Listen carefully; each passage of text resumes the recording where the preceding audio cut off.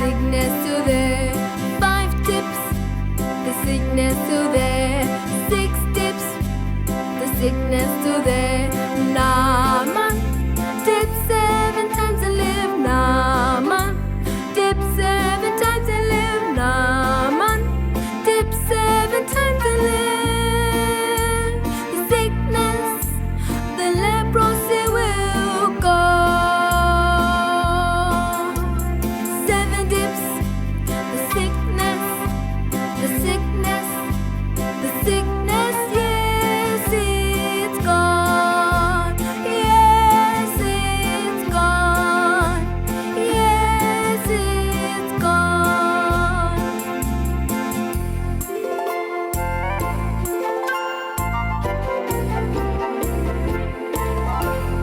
Bye bye, sickness.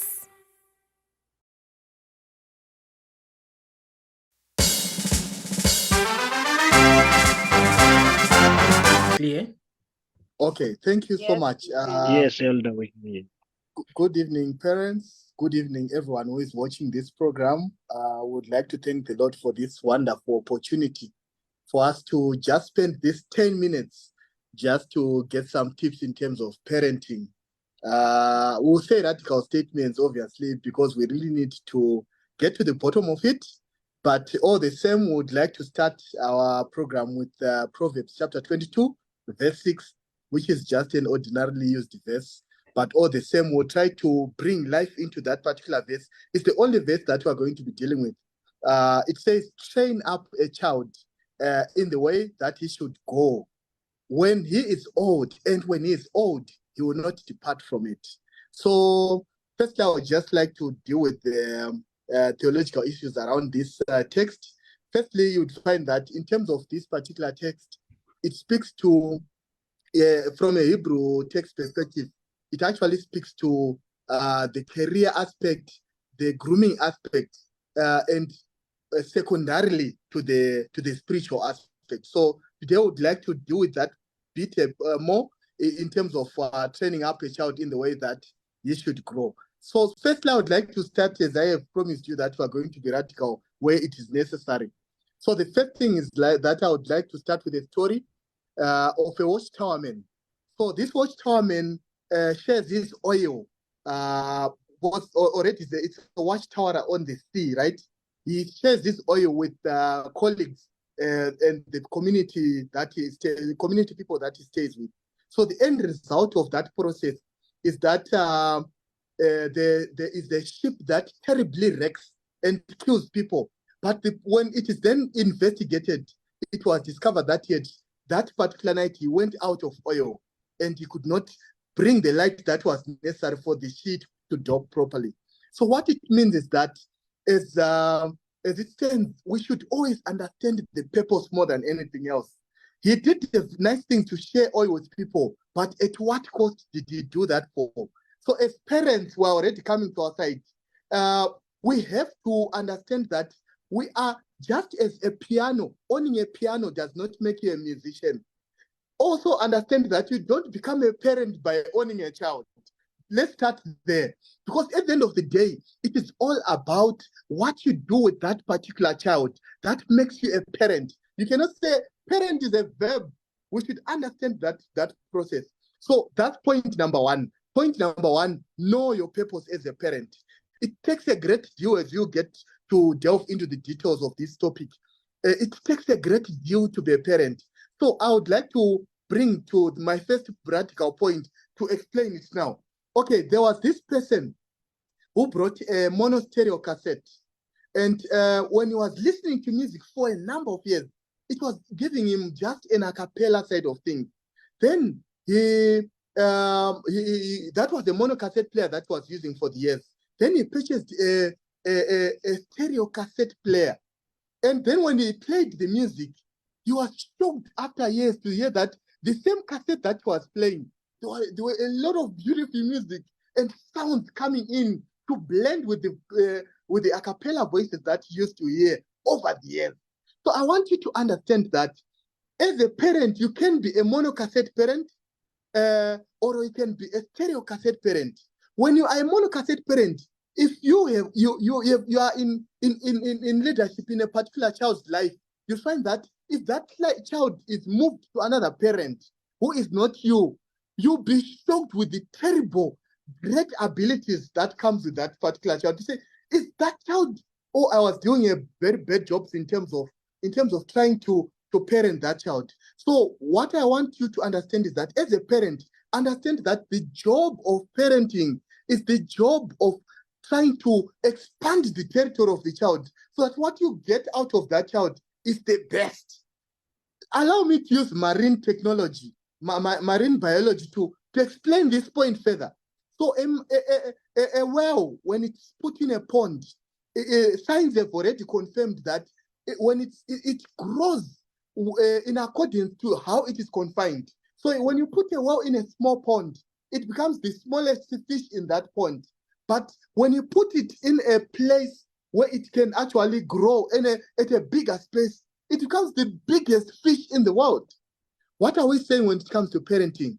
That particular child you have grows in accordance to the expansion program that you put in place, to the research that you do to understand that child to operate at his best ability. So at times, the monocassette aspect where you ought to take your time as a parent to understand the child. Sometimes there's this aspect where you have to check if my child is left hemisphered in terms of thinking brain size wise or right hemisphered. If it's right hemisphered, we're talking about an artist. If it is left hemisphered, we're talking about a scientist. And once you understand that aspect, it means that child is in safe hands. We always, another point, this is the third tip. I'm moving very fast because we don't have time. A child from 1 to 7 years is wet concrete. You can do exactly what you want with the child and make sure that before the concrete sets, because once the concrete sets, you have to do certain things that you were supposed to do to that child in an easy way, using hard ways. Because to turn concrete to another level, you have to break it. To shape it to another level, you have to break it. So let's understand that we really need to understand the natural bent of our children. Whilst they are still young, understand them. What is this child all about? I can tell you of an example where I took over a parenthood of a particular child who was doing very badly at school. But when I had a conversation with that particular child, I said, can I have that child in my hands? I think he has got a future. And indeed, he was struggling.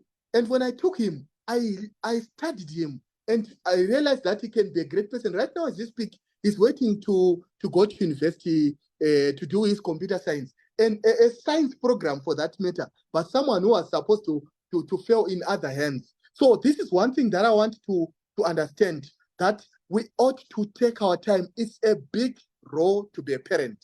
Okay, so moving on, I want to put this dispelling statement. We are in a crisis as a community to think that if we put our children at 8-tier schools, we would have done the best parenting that can be. It's not parenting also. That is only part of provision. It's different from parenting. In terms of parenting, you ought to do your role even further. Let me give another tip. Allow children to enjoy their life, to enjoy the reality of life. A story is told of a child who saw a caterpillar, trying to wrestle out of a chrysalis, So the child said, you know what, let me just go and tear off the chrysalis so that the caterpillar is free and it's not struggling. And alas, to his surprise, the caterpillar fell down and it did not even live for long. It never became the butterfly that was supposed to come. It did not understand the life cycle of a butterfly. To say there is a time when a caterpillar is supposed to wrestle with the chrysalis so that it gets out and become a butterfly that it becomes. So one thing that we also need to understand as parents modern day today is that we should allow our children to enjoy the difficulties of life. We just need to be seen there, guiding them, monitoring them, giving them a pat at the back, reassuring them and encouraging them and guiding them. So that is one aspect that is now lacking. We grew up in difficult times and we became strong parents, but we are denying our children that same opportunity for them to see the difficulty of life, so that when the stock market crashes, when they are CEOs, they will know what to do to save the situation. When there is hunger in the land, they don't cry, but they think about the first solution of how to bring the first maize in Zimbabwe. So those are some of the key issues that we need to understand. Allow children. Mothers are protecting their children. Parenthood today is all about protecting the children, not to face the difficult moments of life. We are breeding weaker children for the next generation. Another tip that I want you to understand, allow children to be children. A story is told of pastors who were discussing at a university. I think it was actually a live story at Solusi. So these pastors were enjoying themselves, seeing something behind the ant hill. So it took one considerate pastor who then said, no, this pastor who is down there is not seeing what we are seeing. So he went down and noticed that because of the ant hill and his height, he is not seeing what is behind that thing we are discussing. And then he took him on the shoulders and he stood up with him. Only they then enjoyed together to see antelopes grazing. Of course, they were scared off and they fled. But one thing that we should understand is that you should understand that you have to involve yourself in the little plays of your children for them to involve you when things become bigger and they're old. I want you to know that sometimes some parents are in trouble, saying, why is it that our children don't involve us? Because we did not participate in things that matter to them on the little play things. So we, at times, as Christians, we are too serious. We want children to be like adults. We want them to behave like adults. That's why I always say it is not always good for children to participate in a church where there is no children's chapel. The story and the fundamentals are different. They enjoy a different hemisphere of things. And we ought to start to understand that they are children and they are treated differently. So that's another point. It can be expanded on another day. My last point is that if you are not present as a father, don't give birth. If you are not present as a mother, stop parenting, just stay together as couples. Because this parenting business, for you to train up a child, for him to grow and to learn the pathways, you ought to be available.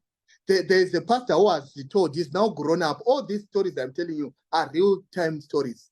There's a pastor who is now grown up. He was asked, what was the best memory with your father? And he said, my father's friend used to come during our time when I used me and my dad's time. So he used to come that time and disturb us. But there is this particular day when my father actually dismissed his friend, say, Shamar, you're coming at the wrong time. Would you mind if I finish with my child? Then I will attend to you. He inherited a sense of self-worth where his father made him more important than anything else. Giving our children attention is one key thing that we need to do. A sad story is told where a father entered the house around 10 p.m. only to find the child sobbing on the sofa, on the couch, and to ask him, and the child asked the father, what is the cost of your hour? Well, how much are you paid at work per hour? To alert to the disgruntlement of the father, the child only intended to buy that time. So he had to borrow the father the money and add to his savings and said, Father, can you give me 1 hour of your time?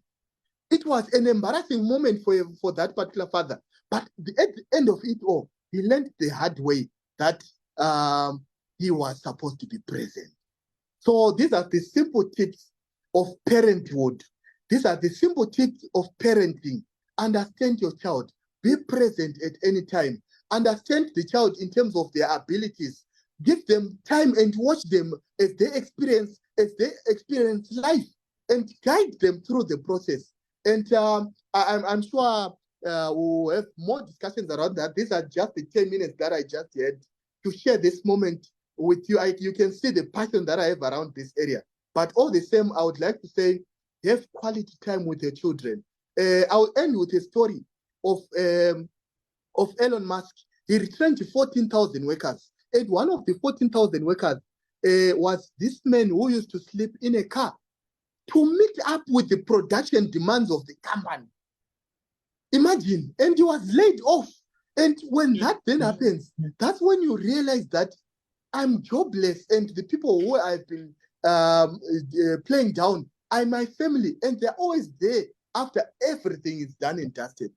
So I would want to encourage parents to take this issue of parenting seriously, and to understand that in training up a child so that you will not depart from the way that you should go, it takes a great deal. Thank you so much.